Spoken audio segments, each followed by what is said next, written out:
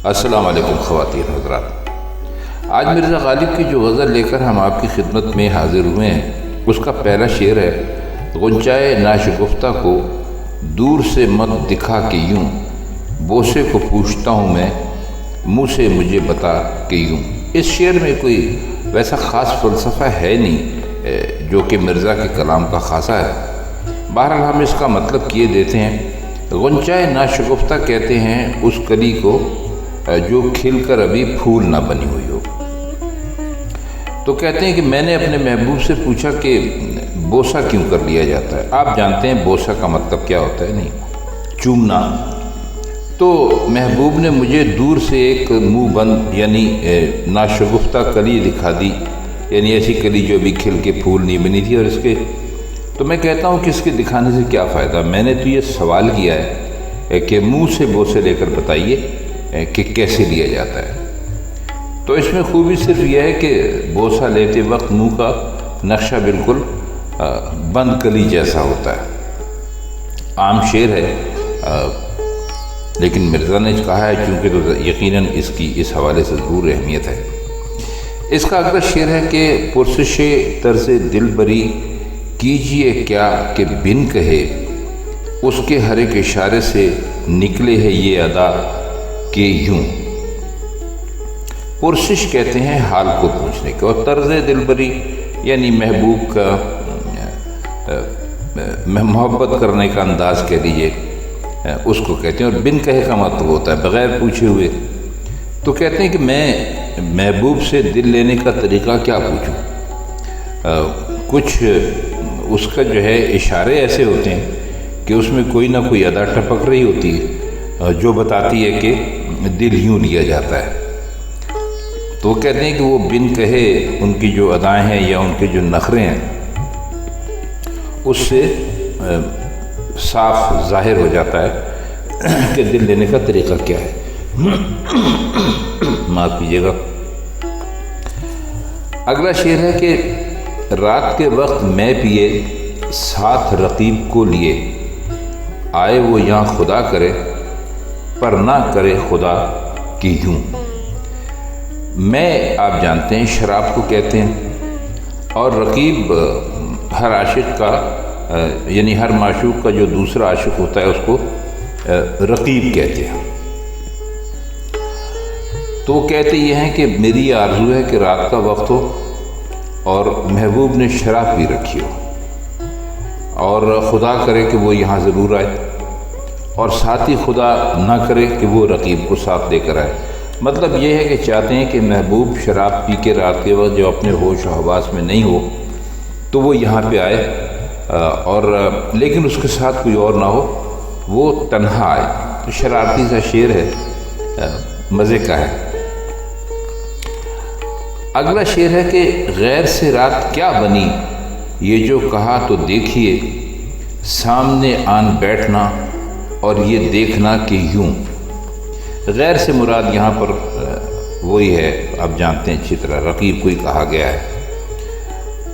اس میں کوئی خاص مشکل الفاظ نہیں ہیں جن کے ہم معنی کریں، تو ہم شعر کا مطلب کرنے کی کوشش کرتے ہیں۔ کہتے ہیں کہ جب میں نے محبوب سے پوچھا کہ رات تو آپ غیر کے ساتھ تھے تو کیا واقعات رہے، کیا حالات رہے، تو دیکھیے وہ سامنے آ بیٹھا اور کہنے لگا دیکھنا یوں۔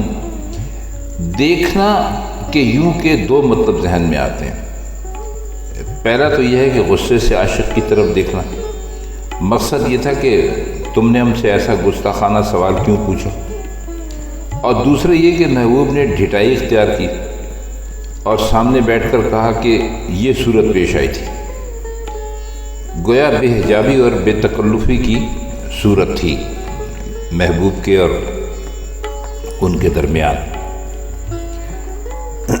اگلا شعر ہے کہ بزم اس کے روبرو کیوں نہ خاموش بیٹھیے، اس کی تو خاموشی میں بھی ہے یہی مدعا کہ یوں۔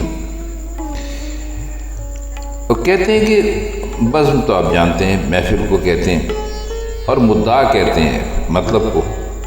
تو اس میں کوئی خاص مشکل الفاظ نہیں ہے جن کے ہم معنی کریں، اور اس کی کوئی تشریح بھی بہت لمبی چوڑی نہیں ہے۔ وہ کہتے ہیں کہ بزم میں محبوب کے سامنے چپ بیٹھنے کے سوا ہمارا کوئی چارہ نہیں۔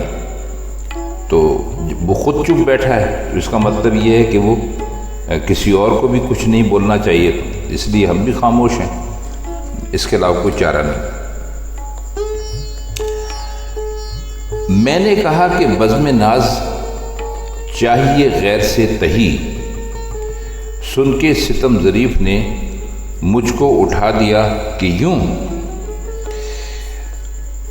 بزم ناز کا مطلب ہے کہ وہ محفل کا سردار، وہ جس پر پوری محفل فخر کرے، مطلب مراد ان کی اپنے محبوب سے ہی ہے۔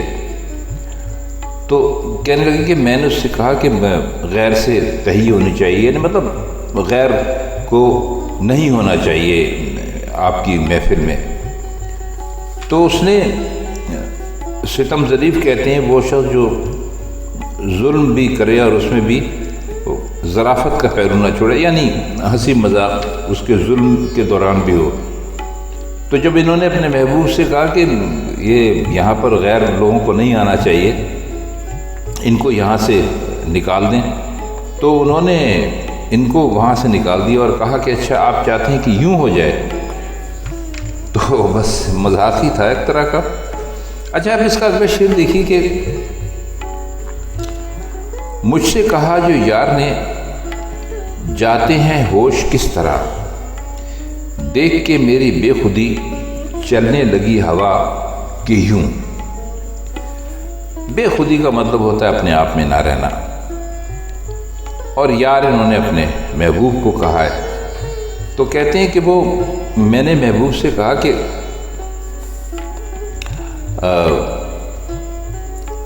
ہوش کس طرح اڑتے ہیں، تو مجھ پہ ایک بے خودی کا عالم طاری ہو گیا، اور یہ دیکھتے ہی ہوا چلنے لگی، اور اس نے بتایا کہ ہوش یوں اڑتے ہیں، یعنی محبوب کا جلوہ دیکھ کر ہوش و حواس اس طرح رخصت ہو جاتے ہیں جیسے ہوا چلنے لگتی ہے۔ اگلا شعر ہے کہ کب مجھے کوئے یار میں رہنے کی وجہ یاد تھی، آئینہ دار بن گئی حیرت نقش پا کہ یوں۔ وجہ آپ جانتے ہیں طریقے کو کہتے ہیں، کوئے یار کہتے ہیں محبوب کی گلی کو، آئینہ دار کہتے ہیں آئینہ دیکھنے والے کو، اور نقش پا پیروں کے نشان کو کہتے ہیں۔ تو کہتے ہیں کہ مجھے محبوب کے کوچے میں یا اس کی گلی میں رہنے کا طور طریقہ یاد ہی نہیں تھا،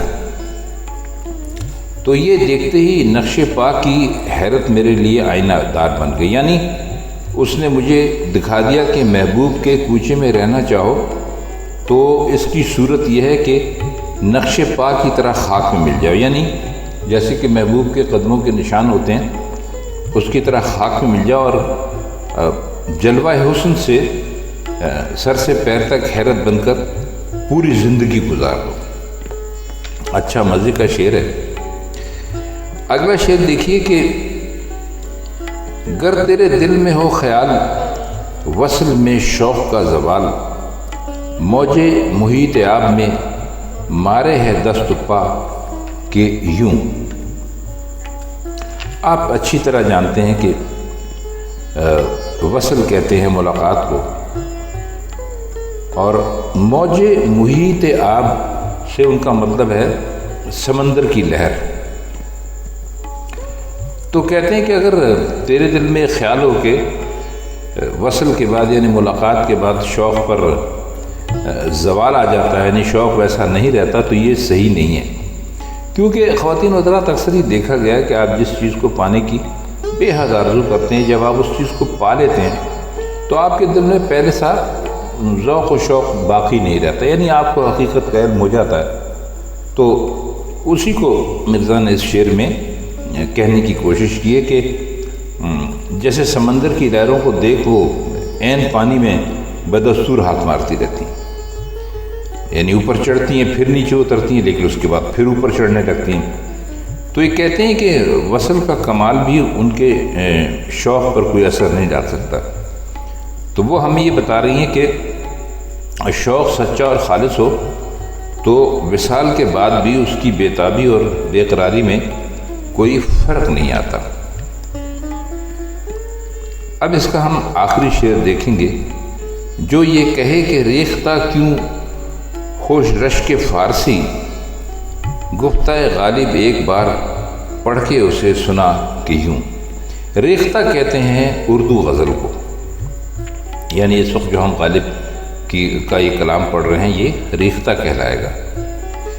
اور وہ کہتے ہیں کہ اگر کوئی شخص کہے کہ اردو کی غزل کیوں کر فارسی کے لیے باعث رشک ہوتی ہے، تو اسے ایک بار غالب کے کہے ہوئے اشعار سنا دے، ساتھ ہی یہ کہہ دے کہ ایسے شعر واقعی فارسی کے لیے باعث رشک ہوتے ہیں، یعنی گفتہ غالب ایک بار پڑھ کے اسے سنا کے یوں۔ اگر کوئی کہے کہ جی ریختہ یعنی اردو کی غزل فارسی غزل سے کیسے بہتر ہوتی ہے، تو اسے غالب کا کلام کوئی بھی کلام غالب کا سنا اور پھر اس کے بعد اسے کہہ کے یوں بہتر ہوتی ہے۔